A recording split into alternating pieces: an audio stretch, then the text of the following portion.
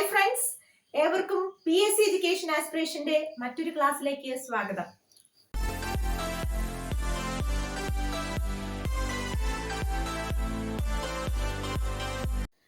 ഇന്ന് ഇംഗ്ലീഷ് ആണ് പഠിപ്പിക്കാൻ പോകുന്നത്. ഇതിന് തൊട്ട് മുൻപായിട്ട് 17ഓളം ഇംഗ്ലീഷ് ക്ലാസ്സുകൾ ഞാൻ തന്നിട്ടുണ്ട്.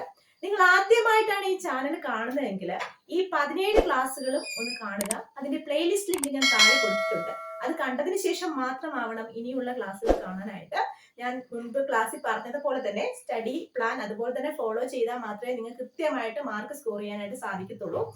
അപ്പോൾ ഈ 17 ക്ലാസ്സുകൾ ഒന്ന് കാണാനായിട്ട് ശ്രമിക്കുക. തീർച്ചയായിട്ടും നിങ്ങൾക്ക് ഉപകാരപ്രദമായിട്ടുള്ള ക്ലാസ്സുകൾ തന്നെയാണ്. ഡിഗ്രി ലെവൽ മെയിൻസിനും അതുപോലെ തന്നെ +2 ലെവലിനും 10th ലെവലിനും പ്രിലിമിൻസിനും മെയിൻസിനും ഒക്കെ വേണ്ടിയിട്ടുള്ള എല്ലാ രീതിയിലുള്ള ടോപ്പിക്സും ഞാൻ അവിടെ കവർ ചെയ്തിട്ടുണ്ട്. ഓക്കെ, അപ്പൊ ആ 17 ക്ലാസ്സുകളിൽ ടെൻസസ്, ക്വസ്റ്റ്യൻ ടാഗ്, അതുപോലെ തന്നെ പ്രിപ്പോസിഷൻസ്, ആർട്ടിക്കിൾസ്, അങ്ങനെ 17ഓളം ടോപ്പിക്സ്, വൊക്കാബുലറിയുടെ 2 ക്ലാസ് വന്നിട്ടുണ്ട്. അങ്ങനെ 17 ടോപ്പിക്സ് ആണ്, 17 ക്ലാസ്സുകളാണ് ഞാൻ ഇവിടെ എടുത്തിരിക്കുന്നത്. അപ്പോ ഇന്നത്തെ ക്ലാസ്സിൽ നമുക്ക് എന്തൊക്കെയാ പഠിക്കാനുള്ളത് നോക്കാം. ഞാൻ കുറച്ച് സെന്റൻസുകൾ എഴുതി വെച്ചിട്ടുണ്ട്. അപ്പോ ആ സെന്റൻസിൽ എന്തെങ്കിലും മിസ്റ്റേക്ക് ഉണ്ടോ, അതിലെന്ത് മിസ്റ്റേക്ക് ആണുള്ളതെന്ന് ആദ്യം നമുക്ക് പരിശോധിക്കാം. അതിനുശേഷമാണ് ഇന്ന് എന്ത് ടോപ്പിക്കാ പഠിപ്പിക്കാൻ പോകുന്നത് ഞാൻ പറയുള്ളൂ. ഓക്കെ, നമുക്ക് ക്ലാസ്സിലോട്ട് പോവാം. First sentence, everybody have written the exam. Everybody have written the exam. Second sentence, neither of them know the answer. Third one, each boy and each girl in the class have studied well. Somebody have taken the book. Fifth one, either of them were absent. ഇതില് ഏതെങ്കിലുമൊക്കെ സെന്റൻസിൽ എന്തെങ്കിലുമൊക്കെ mistake തോന്നുന്നുണ്ടോ നിങ്ങൾക്ക്? നമുക്ക് first sentence തന്നെ എടുക്കാം. അതിൽ എന്ത് മിസ്റ്റേക്കാണ് നിങ്ങൾക്ക് തോന്നുന്നത്? Everybody have written the exam. പെട്ടെന്ന് കാണുമ്പോൾ നമുക്ക് ഇതിൽ മിസ്റ്റേക്ക് ഒന്നും തോന്നുകയല്ല. എന്നാൽ ഈ സെന്റൻസ് തെറ്റാണ്. എന്താ ഇതിൽ തെറ്റെന്ന് പറയുന്നത്? ഇതിൽ തെറ്റെന്ന് പറയുന്നത്, നമ്മൾ ചെറിയ ക്ലാസ്സിലെ പഠിക്കുന്ന ഒരു കാര്യമുണ്ട്. എപ്പോഴും ഒരു സെന്റൻസിലെ സബ്ജക്റ്റിനെ ബേസ് ചെയ്തായിരിക്കണം അതിന്റെ വെർബ് വരുന്നത്.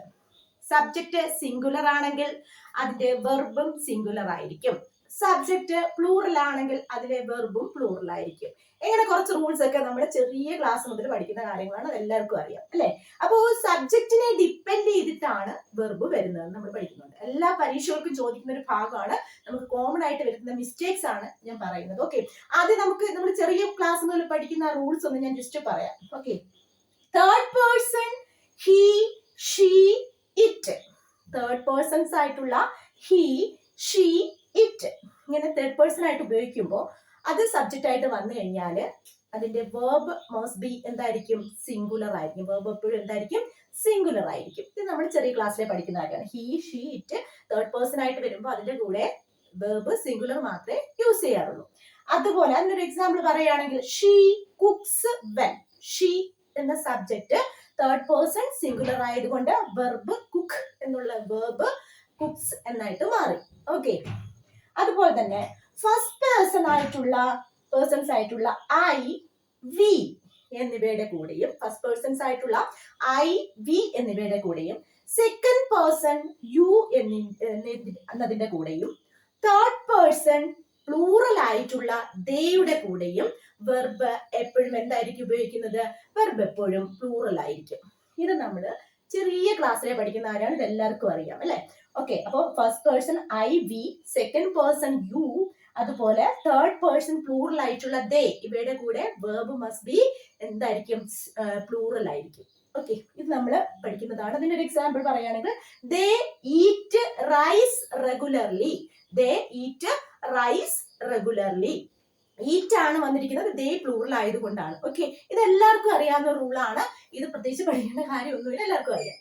ഓക്കെ, അപ്പൊ ഇവിടെ ഇത് വെച്ചിട്ട് നോക്കുമ്പോൾ നമ്മൾ ഇവിടെ നോക്കുമ്പോൾ ഈ സെന്റൻസിൽ എന്ത് പ്രശ്നം ഉണ്ടായിരിക്കുന്നത്? Okay, everybody have written the exam. Everybody എന്ന് കേൾക്കുമ്പോൾ നമുക്ക് പെട്ടെന്ന് തോന്നുന്നത് എന്താണ്? എവരിബഡി കുറെ പേരുണ്ട്, ഇത് പ്ലൂറൽ ആയിരിക്കും. സോ നമ്മുടെ മനസ്സിൽ പെട്ടെന്ന് കടന്നു വരും.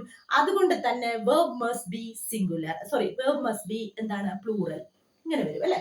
അപ്പോ ഹാവ് അവിടെ ഇതിലെ സബ്ജക്ട് എന്ന് പറഞ്ഞ എവരിബഡി ആണ്, ഹാവ് എന്ന് പറയുന്ന അടുത്ത വേർബ് ആണ്. അപ്പൊ അവിടെ എന്ത് മിസ്റ്റേക്ക് വരാനാ?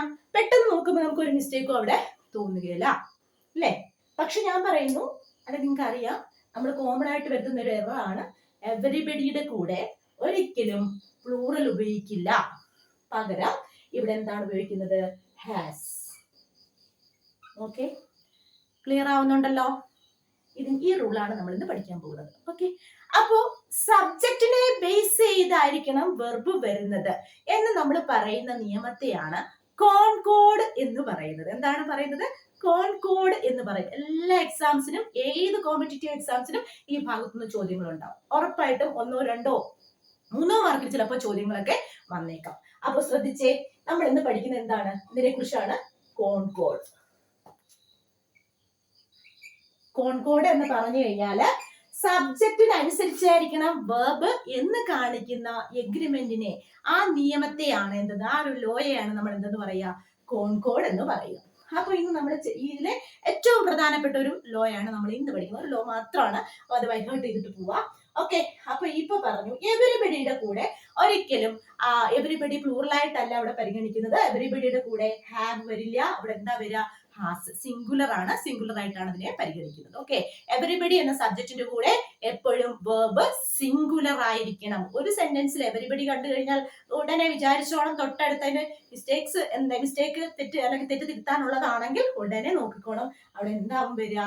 ഹാവ് ആകുമല്ല, ഹാസ് ആകും. അല്ലെങ്കിൽ ഈ പറഞ്ഞ പ്ലൂറൽ ആവൂല, സിംഗുലർ ആവും വരുന്നുണ്ടാവുക.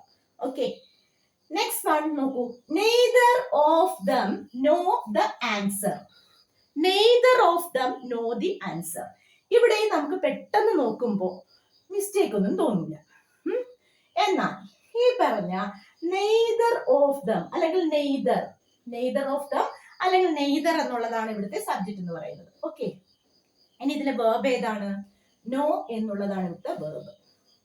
എന്നാൽ ഈ സെന്റൻസിൽ തെറ്റാണ്.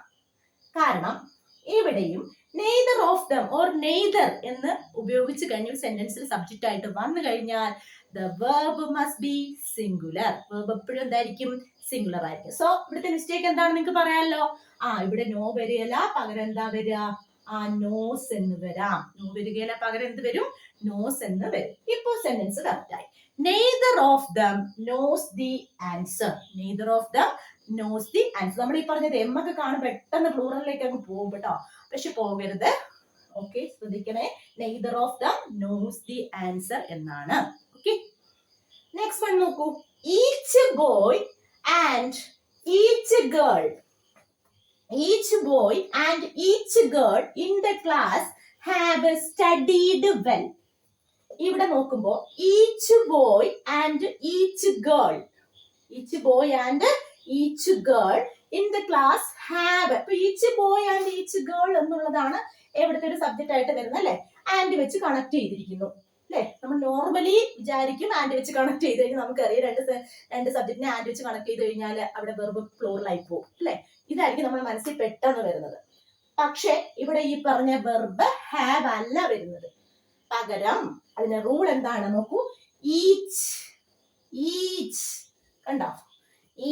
ഈച്ച് എന്ന വേർഡാണ് ഇവിടെ പ്രശ്നമായിട്ടുള്ളത്. ഓക്കെ, ഇവിടെ ഈ പറഞ്ഞ ഈച്ച് എന്ന വേർഡ് ഉണ്ടായത് കൊണ്ട് തന്നെ, സബ്ജക്റ്റ് ആയിട്ട് വന്നത് കൊണ്ട് തന്നെ verb must be singular. ഇവിടെ ഹാവ് അല്ല വരേണ്ടത്, പകരം എന്താ വരേണ്ടത്? അതെ, ഇവിടെ ഹാസ് ആണ് വരുന്നത്.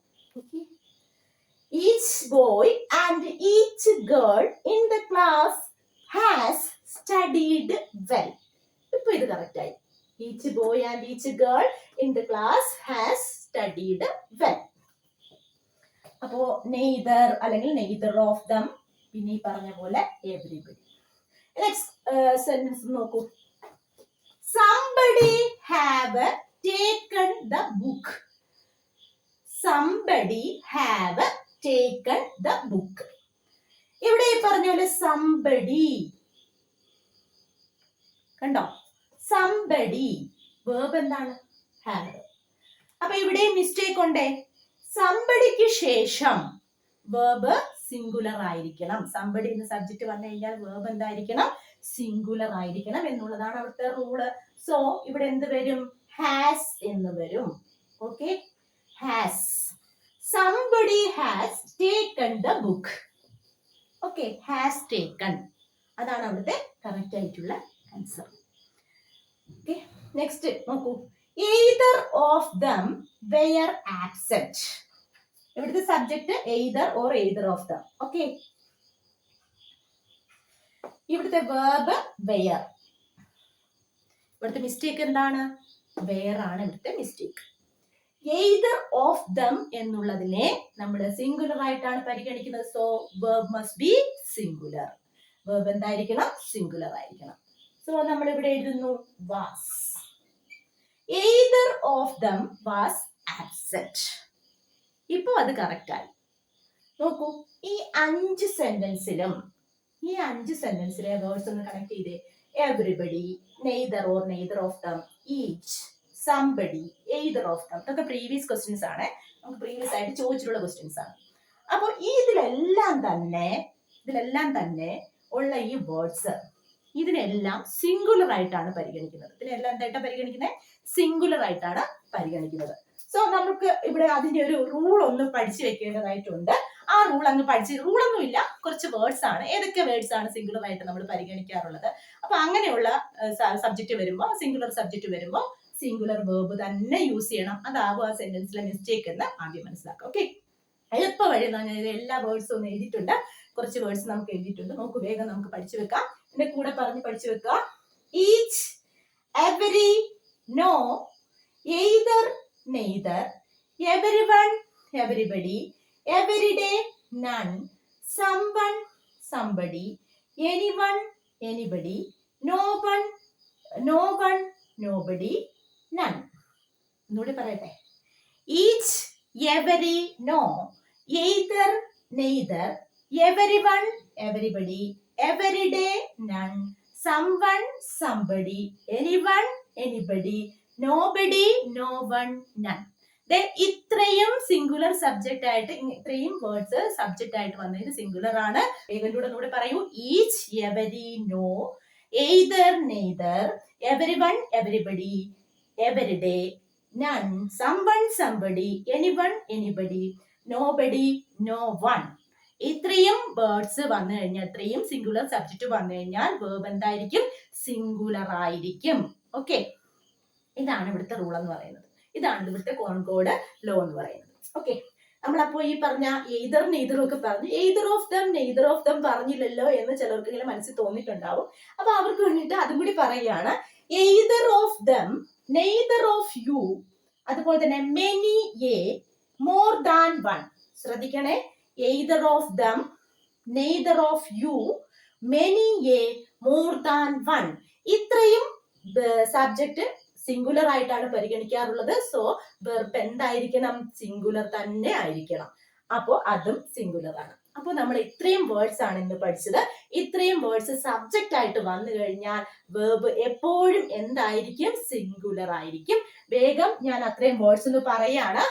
Each, every, no, either, neither, everyone, everybody, everyday, none, someone, somebody, anyone, anybody, nobody, no one, either of them, neither of you, many, a, more than one.